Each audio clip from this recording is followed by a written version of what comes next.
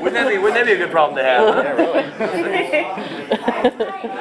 Well, Hi. for those that don't know, I'm Richard Speight, and I'm an actor in the film. I'm Michael Weithorn. I directed the film and produced it along with Rob Benedict. Oh, you're a good man. Thank you. Spoken to already. You're not a good man. The guy who No, I'm not a good man. So how did you get involved in the project? Rob and I were friends. I did a feature a few years ago that Rob was a lead in, and we remained friends. And you know, he just a year and a half ago called me and said, I wrote this script, short film script, and you know, at first it was just like, give me some notes, because I'm a writer. I'm not really a director by trade, I'm a writer. And you know, I read it and I loved it, and I said, Jesus, this is great. Were you going to do something with it? He said, I don't know, I'm not sure. Let's make it. And I was at a point in my life where I had some time on my hands.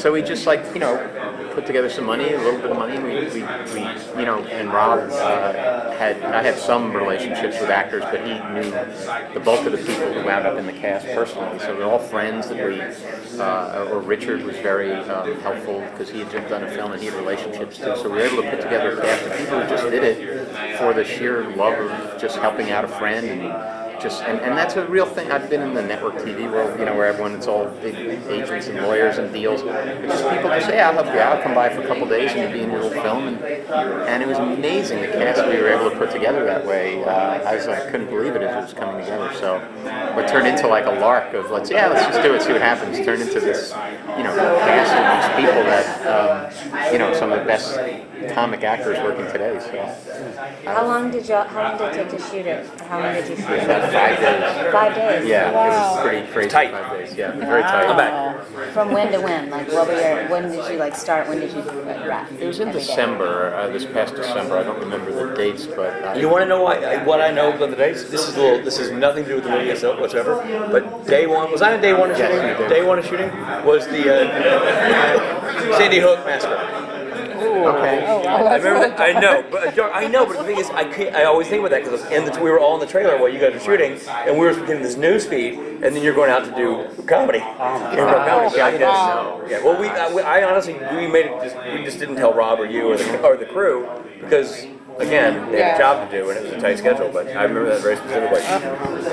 So what's your role in this film? Okay, so Rob is a sidekick, right? The sidekick, and I'm a sidekick. I'm in his desperate desire to reinvent himself. He tries to apply for a job as a sidekick for another superhero, and through an internet mishap, he and I end up interviewing each other, thinking the other one is a superhero, and so there's an awkward moment where we realize, wow, neither one of us can help each other at all. This is a complete waste of time. So you're an unemployed sidekick. I'm also an unemployed sidekick. Oh, jeez. Yeah. And there's a very funny sequence where once they realize they're both sidekicks, they say, well, I guess we should go after you. No, you go first. You lead. And they can't get out. They're stuck there. Neither one will be the first one. In an ideal world, where do you want this to go? Like, where do you want? We are about to sort of go out and see if we can interest either a cable network or Yahoo or the like, that kind of place, in doing it as a series. And it really does lend itself to that. This guy out in the world, sort of with one foot in the superhero world, one foot in the regular world, trying to pick up gigs as superhero, but not real. And so we're Comic-Con has been, sort of saying, all right, let's premiere here and get whatever attention we get, and then go out from there. So, but we're hoping one of those two. I tend to think it might lend itself more to kind of the Burning Love kind of thing, that sort of short, little 10-minute webisodes. But we'll be very happy. Whoever expresses an interest, we'll make it work. We'll figure it out. I mean, you'll see when you see it. It lends itself to being an ongoing story. It's built that way. I'd suggest it to Rob. The next one being Sidekick goes to Comic-Con or something. Just get lost. Everybody dressed like him. That's awesome. Richard, what do you have little powers or skills that you use? Yeah, hey, what were my powers and skills? I don't know, like the scene was just us applying for a job. My name was Lucky Lance, so I guess I was exceptionally lucky. Okay. I guess good fortune followed me everywhere except for the job interview where I sat down with Rob. We had a lot of philosophical discussions about whether anyone in the movie, any of the heroes, have any superpowers, and we basically decided that none that we see. It's more like a Batman and Robin kind of thing, that they're adept as adept as mortals can be. Which sort of makes it funny that Rob is sort of, his character is losing his mojo a little bit at this point in the film. Yeah. So I think if we wind up being lucky enough to do it as a series, we'll have to make that decision in a real way, because in the film we just didn't deal with it. We just suggested that they were kind of Batman and Robin types. Well, you have a couple of guys and I don't want to give away jokes and stuff, but in that interview sequence where we know what their skills are. Yeah. You know, like the jokes out there, but yeah. It's funny. You bounce back and forth between comedy and drama, things like Band of Brothers and Justified, I believe. Mm-hmm. Do you prefer one or the other, and what are the different skill sets you have to bring to? You know, I don't really prefer one over the other. I mean, when you're talking about Band of Brothers and Justified, those are just great shows to be a part of. So anything I get to do on those programs like that are fun. Comedy's obviously a lot of fun, but Michael's, got a deep background in comedy as well, and he'll tell you that it's not, comedy's not easy. I have a feeling that people think that the drama is the heavy lifting and the comedy is we just go on there and go wacky. But comedy's mathematical, especially when you're doing the 3-camera format that you worked so long in. I mean, it's about hitting beats and moments and landing the plane at the right spot to get to maximize the joke. And so I enjoy that when I'm doing it with people who are also really good. Okay. I was also really good. It sounds like I'm patting myself on the back, but I've done it for a few years, and Rob and I have a great time playing off each other at supernatural conventions and things like that, because he's also super funny, so our wits match. Even Ron Livingston and our old buddies, and he's got a very dry sense of humor, but he's fun to hang around because it's fun to banter with him. Yeah. I don't necessarily have a favorite. I will say this for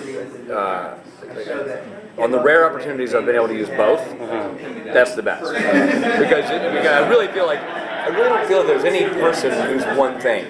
Like when you're telling real stories, at any given moment we are all either serious or funny or somewhere in between. Or funny and appropriate and it should be serious or blah, blah. And I think that's what makes adding a little mixture to both interesting. I mean, I've done a lot of roles where I'm like the lighter guy on a serious show. Like for a couple of years I was on The Agency, which was funnier, it's not I would say funny, but funnier than the rest of the cast. Yeah. Considering the cast was, Will Patton and Daniel Vanzelli, it didn't take a lot to be funnier than the rest of the cast. But it was just the idea of adding sort of, I think, humanity to those characters. So I really enjoy being able to sort of take both in a character and utilize it. Even Muck, even in Band of Brothers, there are some light moments in Band of Brothers where we kind of try to infuse humanity and characters into the actual guys. Yeah. On that same note, I'm sure with this cast, because they're so comfortable with each other and familiar with each other, and it was probably easy to get it done in a 5-day shoot. But were there any specific challenges to this? Well, there were challenges from a production standpoint for sure, in terms of how do we shoot what we need to shoot in the amount of time.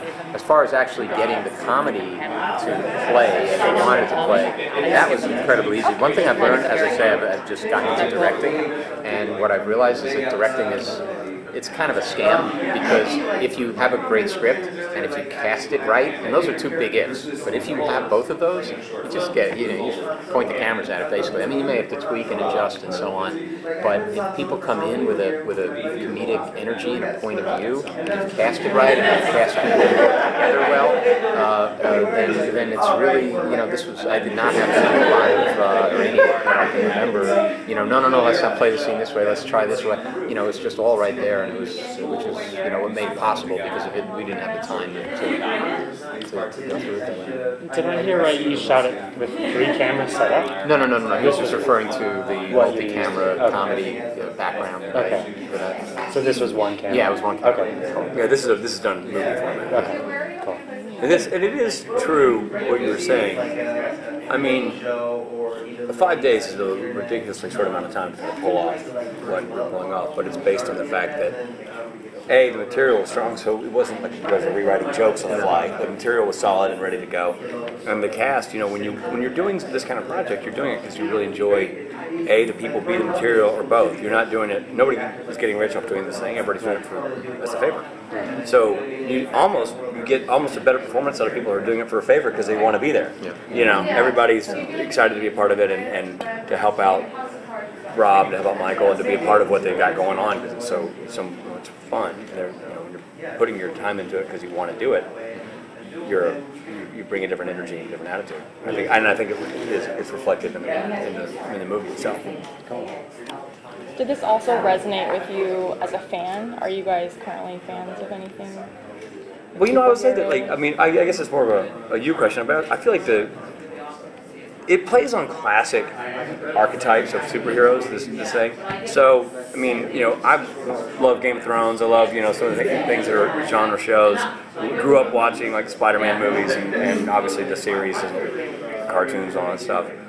And I don't think you necessarily have to be a fan. Like, what I'm a fan of doesn't really apply to what this movie is. But this movie's playing upon archetypes that everybody knows because it's just part of the American canon of knowledge to know what there's a superhero, there's a sidekick, they fight crime. I don't know. Did you bring any? Was there a person? Well, I'm not. I wasn't specifically a superhero. Nerd kid. I was a nerd kid, but not with other emphasis. Which emphasis? What were you nerd about? Comedy. I was a comedy freak. I used to listen to comedy albums and watch it. That was my whole thing, my whole life. And so when it comes to something like this, what I loved about it is that it was a comedic take on it, but a subtle comedic take. In other words, like treating these heroes as like basically you're looking at the behind the curtain. When they're not actually in the midst of some heroic act, they're just hanging out. They're at home. They're doing their laundry, and that comedic kind of point of view on this world is what appealed to me, and that's kind of what the film's about in every aspect of it. Being a comedy fan, are there any action scenes in this that use any like Buster Keaton type? Well, unfortunately we couldn't do anything quite that. The opening sequence is the only action-y thing really in the whole piece. But even that was fun to sort of block that in a way that was comedic and have shots that would reveal a joke in a certain way and try to figure that out in a limited amount of time. So there's nothing quite to that extent. But I think with the resources we had, we managed to make a little funny sequence that's pretty impressive for the budget we had. Thank you for your time, guys. Thank you.